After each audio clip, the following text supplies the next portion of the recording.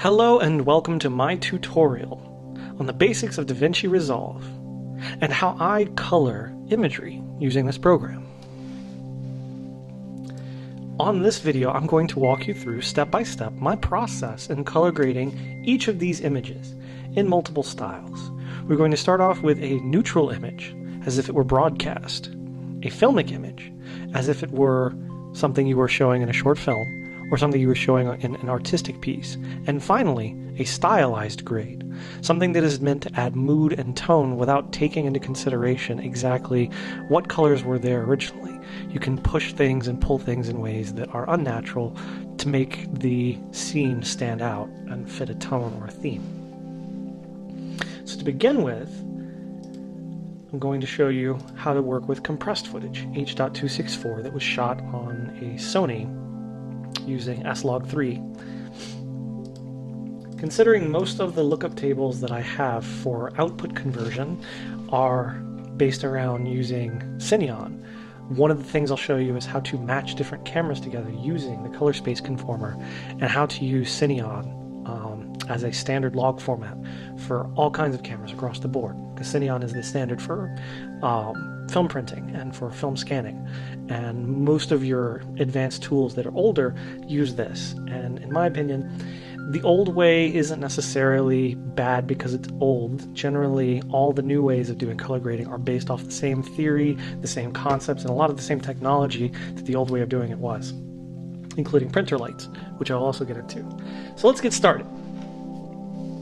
To begin with, we must get this footage out of log and into something usable.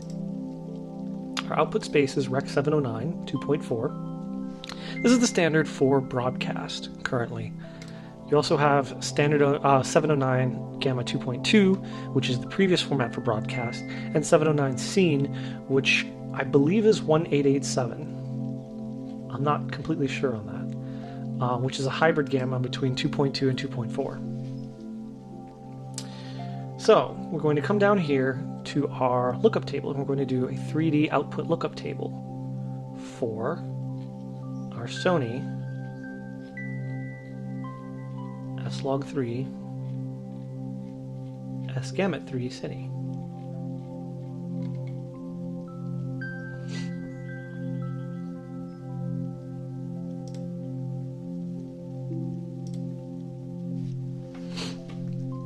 As you can see, it's converted it into an image that is more or less what you would expect, rather than the flat log image you had before. So to begin with, I'm going to introduce you to your standard tools. You have lift, gamma, and gain. Lift adjusts the bottom of the image, pulling the entire thing up and down from the bottom. Gamma starts in the middle and pulls it up and down, and gain starts at the top and pulls it up and down. This also goes for your color tinting. Top first, bottom first, and middle first.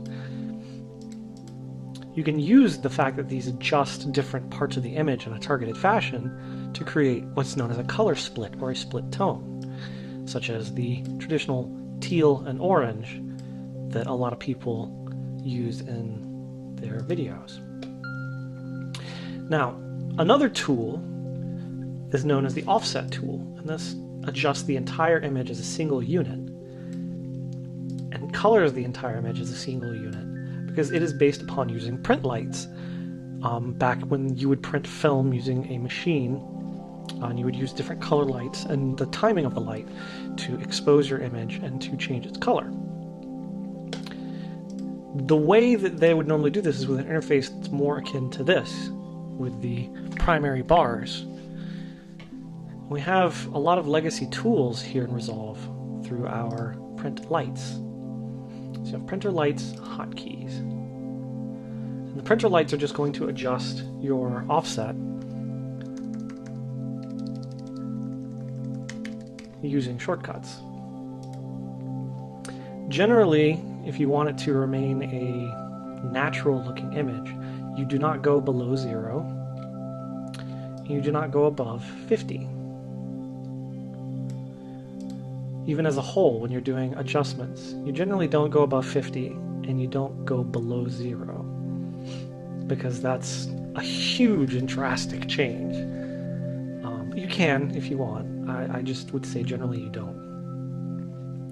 So step one when color grading, or in color correction, I should say, you will balance the image. Generally, I use offset, so I can balance the white balance. There are other tools that work slightly differently, such as your temperature tools and your tint tools.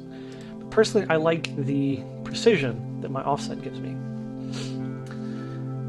Seeing as though we do not have currently a solid white object, it is more difficult to pinpoint where our white balance should be. Normally you want to get it right on set, or have a standard such as 55K or 65K or 38K. You pick a speed, a Kelvin speed, as if you were shooting on film, and you consistently use that Kelvin speed throughout the entire production. But that's not always the case. Another option, probably the easiest to use option, would be to have a color chart that you use at the beginning of every shot. And you can drop in a color checker here to set your white balance based upon the chart. I have neither of those in this scene, but I do have a slate. And the slate will be where I pull my white tones from.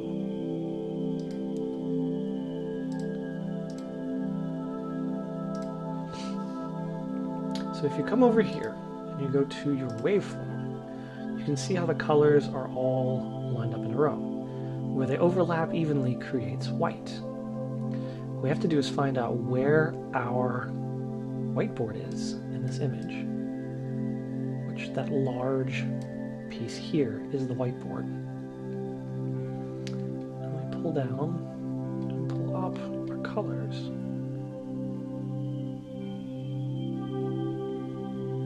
Until we get a true white.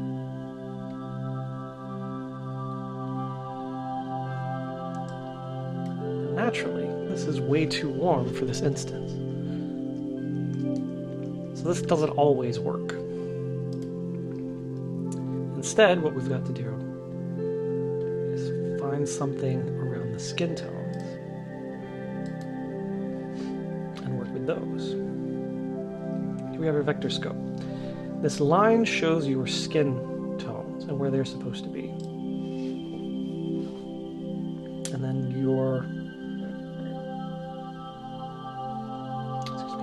this line shows your skin tones, and this data here is all the data in the image. You can do a 2x zoom so we get a better look at it. We watch the monitor. You can find out where his skin is exactly, and it looks like it's over here. So what we do in that case, so we would bring it like that to get it on the skin tone line. But once again, we have a conundrum. Now it's too green. So what do we do with this shot to balance it, since we don't have a color chart? This is where having a calibrated monitor is your best friend. You can use your scopes all day long and get something close. But having a calibrated monitor is the only way to truly tell if there's a tint in your image, one way or another. So we have to do this by eye. And we can use our scopes to get an idea for it. What we do in this case is our parade, and we would look towards the center of the parade, our midtones, and try to make sure that they're at least generally near each other. They don't have to be exact, but generally near each other, while we pay attention to tinting on the monitor itself. So it looks like we have a little bit of red tint and a little bit of green tint.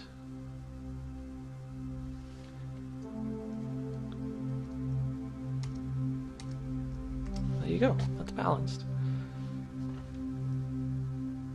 That's a very difficult shot to balance. Now for this shot, it's underexposed. What would we do? Well, we would use offset to bring the exposure up. You may notice that we have data that is now clipping. How do you deal with data that clips? Well, you use something called soft clip, which is over here in our curves tab. LS and HS is high soft and low soft. This is the percentage of the highlights and shadows that you're grabbing a hold of to bring down. High and low are your amounts that you're bringing them down. Generally, this doesn't work as well after you've had a lookup table applied as it does before you have a lookup table applied. So what we need to do instead, bring the top of the image down with our curve. And then grab our highlight channel and bring that back up. And then bring the top back up. And then bring the highlights back up. We're compressing the highlights. Or you can save them using a log tool, the highlight tool. I'll talk more about highlights in a minute, but you can use the highlight tool to save your highlights and keep them from clipping. In this case, it's barely noticeable that anything ever clipped, so I'm going to leave it as it is. Because for the most part, Resolve does a good job of rolling off highlights when they clip for the output, especially when you have a lookup table applied. Now, let's shift out of using a standard 709 conversion and instead shift to using a print look so we can get a more cinematic and filmic output. You have built-in print logs in Davinci Resolve, printlets built into Davinci Resolve that are based upon film prints, the most recent film prints from the most recent print films from Fuji and from Kodak. Fuji's discontinued 3513 and Kodak's 2383. There's also 3 variants with different white points. This means the color white is going to be warmer at 55K. It's going to be our projector standard at D60K or our television standard at D65K. Since I'm currently using a television and I'm not necessarily trying to mimic the look of a projector, I'm going to go with D65K. I'm going to save. Printlets work with Cineon footage only. Now, you may be noticing that we currently don't have any saturation in our image.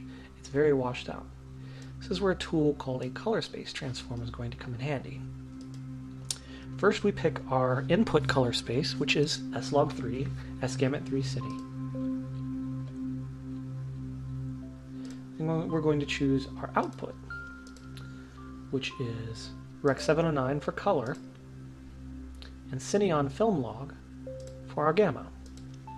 We're going to use luminance mapping and gamut mapping so that it softens the transform on the two. Now, as you will see, this is a very different looking image than it was a second ago. What we do now is make sure that our color that we are going to adjust is on the layer, the node after our color space transform. Now, working after the color space transform means that the colors are going to be more saturated and less subtle, but it's going to protect the image's integrity.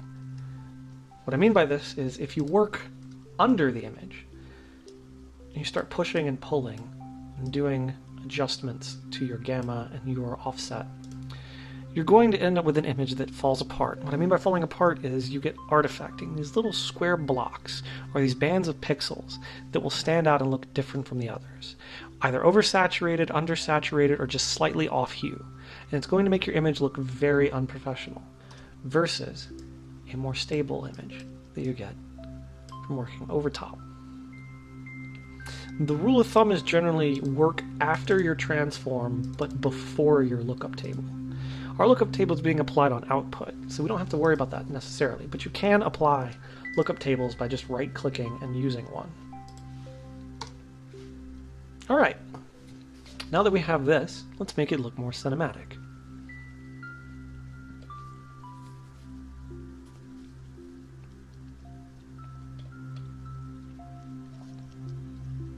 Going through and pushing the blue a little bit, pulling down the red, and then pushing the green a little bit. Trying to sell the whole, it's dark, it's spooky, you know, you are in a forest and you may die kind of vibe.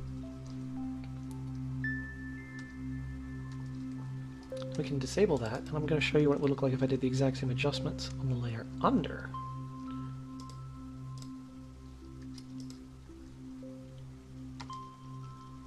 Very different. Versus this. Personally, I'm satisfied with that. That's a really neat look. Then we can come over to our second clip and use the plus button to bring over the grade from the previous clip. And now we can make our adjustments. Doesn't necessarily match off the bat, so what we would do, right click and grab still, and use this so we can see both side by side and try to match the color tones. Waveform works better for this because in waveform you can clearly see the split between the two.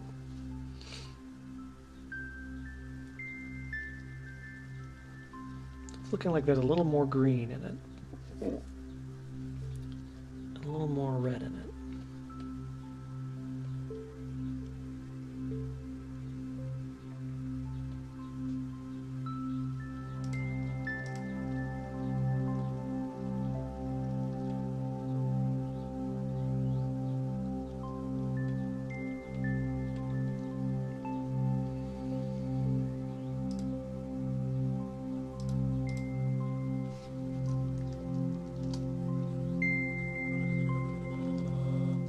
Let's mute this. That way we don't have to worry about any strange audio as I play back the clips. And keep in mind, this will normally run in real time as long as your machine is fast enough. Unfortunately, because I'm doing screen recording, my machine is not cooperating with real-time playback.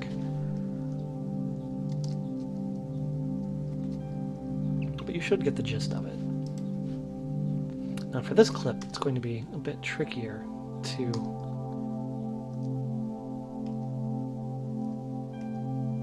get a look that is similar. So we're going to reset it, pull it up, and then because the lighting is similar to this, we're going to pull from this clip. So first we need to get rid of the red. I need to bring down the blue slightly. Bring down the red some more. Push the blue up a little bit. Bring the red down. As you can see, it's starting to look similar to the waveform that we have going on the right side. That's when you know you're hitting a look that is similar and consistent. They don't have to look exact, because naturally lighting is going to change in every shot, but they have to look close enough that you can tell it's part of the same movie. Now, this was shot with the intention of cropping it on output to 2.4. So a lot of things are hidden just barely out of frame on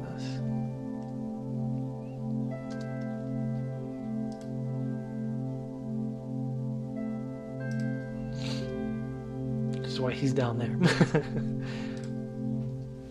then for this shot, we're going to pull from that. So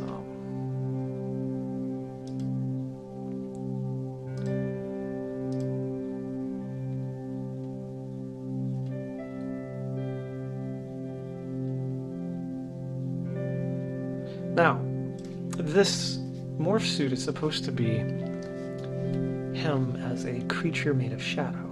Obviously, he's just a guy in a morph suit. So we need to fix that. How do we fix that, you're probably wondering. Well, we use masks. The single most infuriating part. Learn Avid. I'm trying to get back into learning Avid. I used to use it for a little bit right out of college, but I haven't used Avid in about 2 years, so I need to relearn Avid. Or I argue I never learned it properly in the first place, so it's more like Learn Avid. So maybe the title is accurate. Anyhow, I'm going to mask out our friend here. Well, he's not my friend. Well, in real life, I guess he would be. The actor, at least. In the context of the story, the Shadow Monster would be no one's friend. The Shadow Monster is a A wicked creature indeed. So we feather it, and then we would need to break it down. We gotta give it a second, let it refresh. Refreshed. Yes, it's refreshing.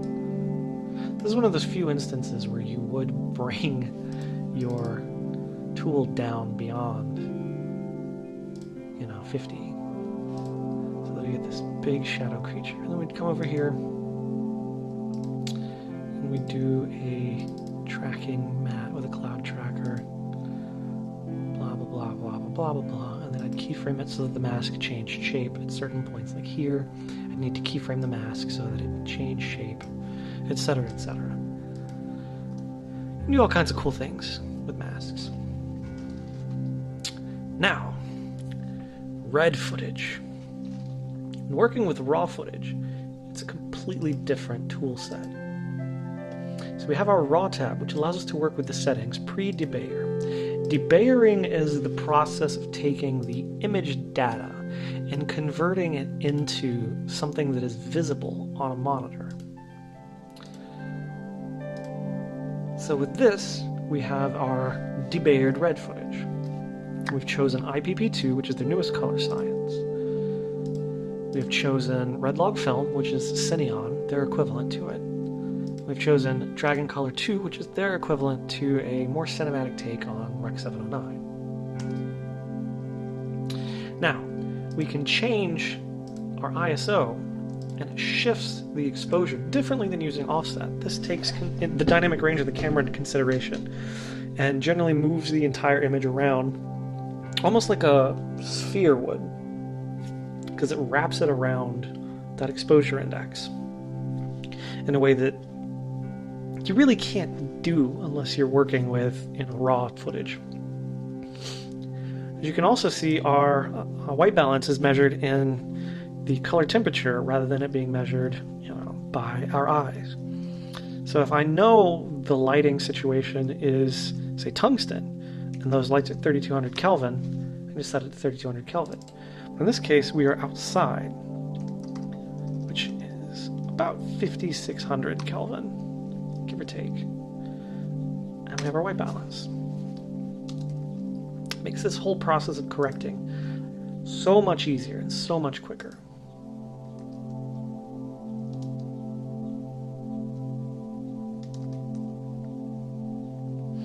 Now, what if we wanted to match to this footage? Or this footage? What if we wanted to match our cameras? Well, the first thing we would need to do is match our color space and our gamma.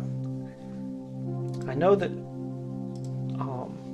red log film is the exact same as Cineon. So we're going to do Cineon film log. To do red log film. I'm going to make this point. Red log film is Cineon. It doesn't do anything at all. Even with luminance mapping and saturation mapping, red log film is Cineon. But Dragon Color is not 709. So we'll do Dragon Color 2 to Rec. 709.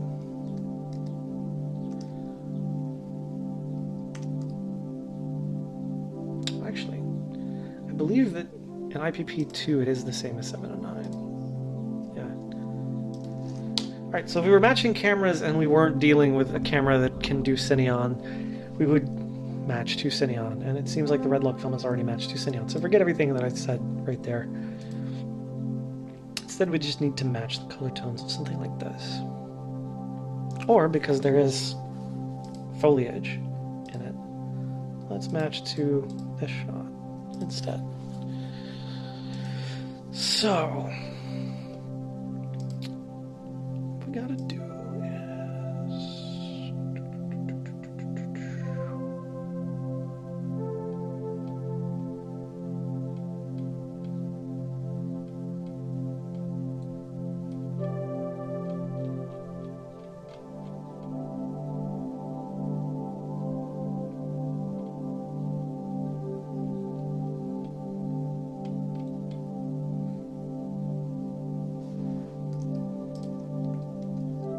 There you go. It matches.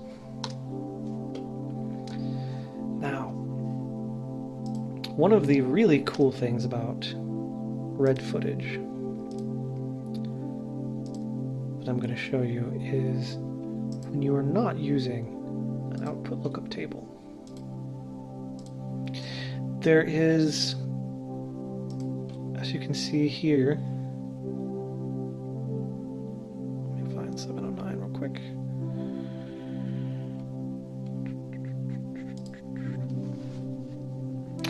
There are our output tone maps and our highlight roll-off. The output tone map is essentially your contrast. And the highlight roll-off is essentially how far up on your exposure index you allow the top end of your image to go. If you're working exclusively with red footage, it's very handy and can create some very nice imagery. But I'm not working exclusively with red footage.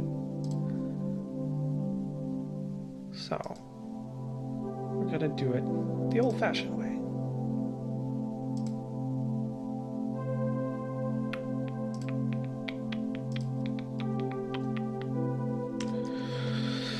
All right, so now let's get into stylizing from scratch and making interesting shots and composition with our color.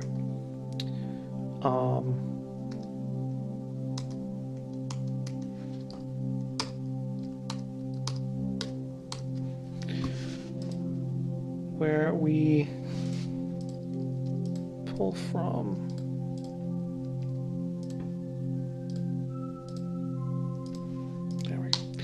quickest way. Normally hitting minus would do that, but it doesn't seem to be doing that anymore. Yeah, only plus is... Weird things going on with my keyboard right now. Anyway. This shot is supposed to be a really creepy, unsettling shot that we need to stylize. And to do that, first, we need to get rid of the green in the trees because I want it to look and feel like it has been shot during the fall rather than during the summer. So we're going to go to hue versus hue, and we're going to pick our green tones. Just pick all of our green tones. Light green and dark green. Figure out exactly what the width of our index is going to be. I'm going to right click to get rid of these and then pen one here at blue. And now the fun part. Take a look at this. Suddenly change seasons. It is now fall. To add on to this shot, she walks towards the camera being all like, "Why did you do this to me, Justin? Why did you do this to me, Justin? Why did you do this to me, Justin?" We're going to go in and add in a little bit of blue to the shot after we change the color. Actually, no. Let's just get rid of our red.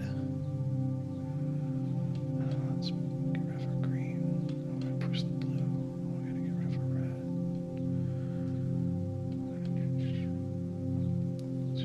We're going to bring down our exposure a little bit. Now we're getting creepy with it.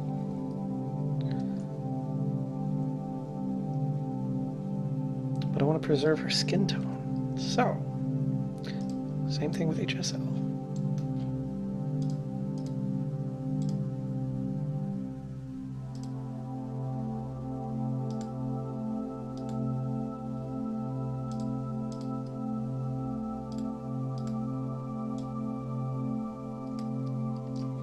Only now we apply it before.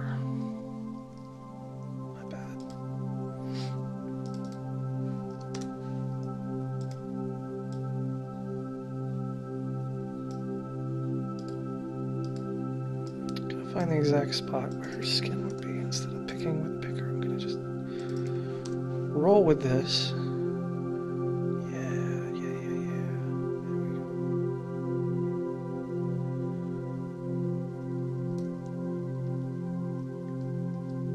Actually, that just seems to be her lips.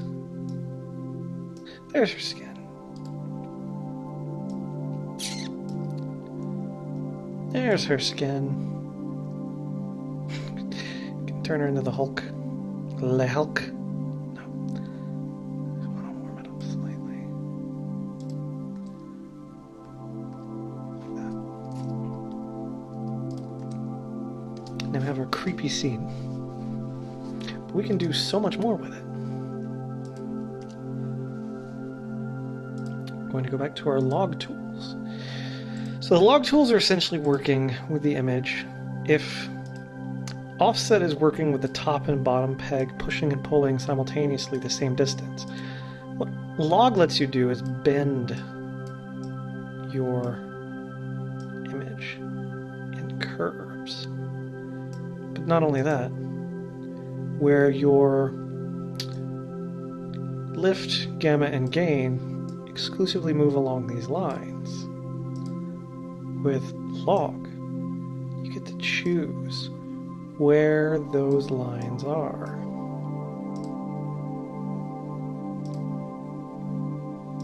Like so.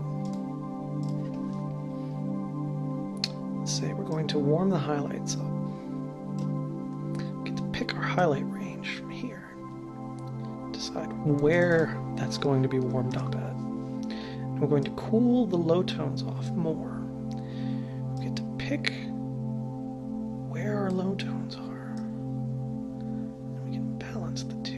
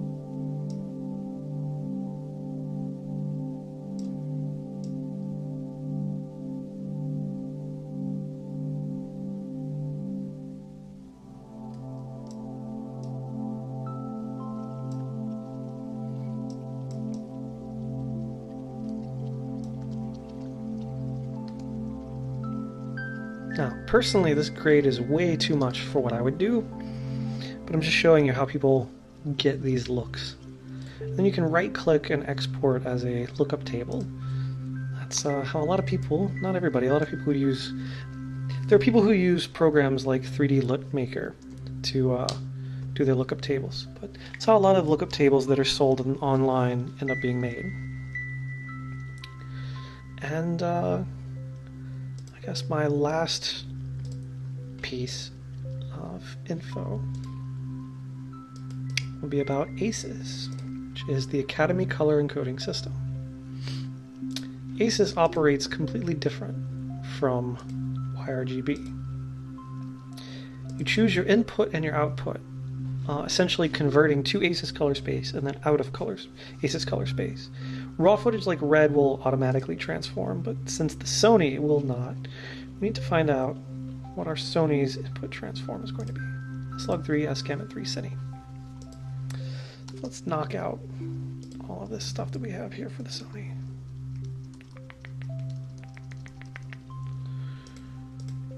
Give it a second.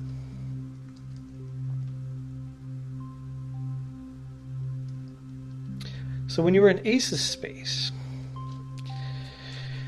your color is going to be way more saturated, and your adjustments way more impactful than they would be outside ACES space.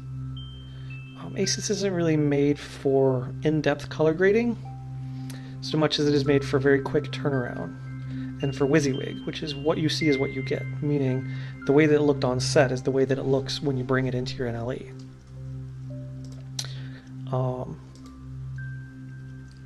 Generally in ACES you don't want to use anything except for offset, simply because it's very easy to screw up everything and get some really ugly footage.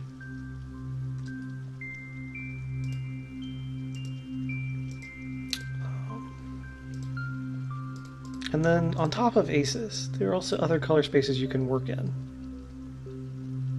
So let's bring up our printlet again.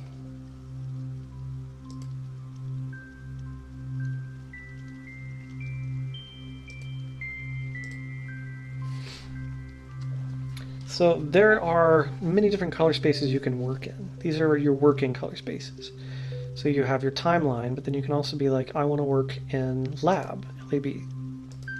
Well, in LAB, suddenly your tools work very differently. So your red and your white essentially work together as your red. Your green is going to push to and from blue and green, and then your blue is going to push to and from, let's say, yeah, warm and cool. And I think, yeah, the same thing happens here. When you're working with offset, red is your exposure, B is your like green, green is like your B, which is your green and blue, green and red, and then B is going to be your color temperature, which is like orange and teal, LAB. Luminance, something and something. Personally, I never really use LAB. I know a couple people who do. They've tried to explain it to me, and it makes no flippin' sense at all. But I suppose it doesn't have to. It's whatever works for you. We have HSL and HSV. HSL, it is hue, saturation, luminance. It's Luma, and then, oh, that's Luma. Yeah, it's saturation. That's hue. Then we have HSV, which is hue, saturation, value. Hue, saturation, value, which also works kind of like Luma. We have our XYZ, which pushes and pulls the color on 3D space in XYZ, your X-axis, your Y-axis, and your Z-axis through 3D space. And then you have YUV, which I've never understood what YUV is supposed to be for, other than it flips everything around. It's kind of like lab in a way. And then the others are just variants of like RGB, like they're all sRGB still, or YRGB. Yeah, it's fascinating stuff. Really fascinating stuff. And there you go. That's an intro to the basic tools of Davinci Resolve. Color key, chroma key. I showed you how to use HSL curves to key out colors, but what if you want to get rid of something? Like, let's say you're doing green screen. Unfortunately, I don't have green screen footage with me at the moment, but I can go over and select these colors.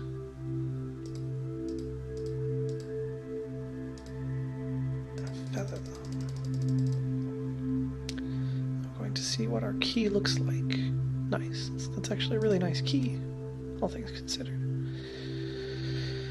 Then we're going to invert it. You're probably going, wait, what? Let's see what we got. Okay. I'm going to add an alpha channel.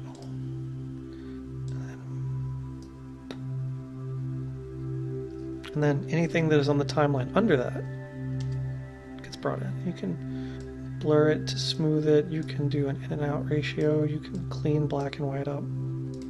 All that fun stuff. Oh, wait. One other thing as well. When working with curves, you may notice that the luminance stays the same. It's just changing the color, but the overall image luminance, it remains the same. It's because Resolve is compensating with this thing called Lumamix. If you turn Lumamix down all the way, now your Luma is changed by the values. If we go back and we turn Lumamix back up, it compensates. It's just a neat little thing, different ways of working with the tools. People prefer different settings. It's the interesting thing about color grading is you can pretty much do whatever you want as long as it looks good. I mean, like if I wanted to be like, there's a better way of doing this. If I wanted to be like really just out there stylized with this stuff, right?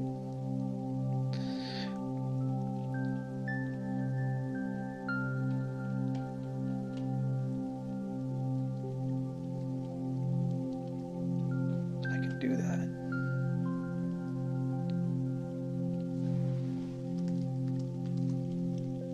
And as long as it looks good, that's all that matters.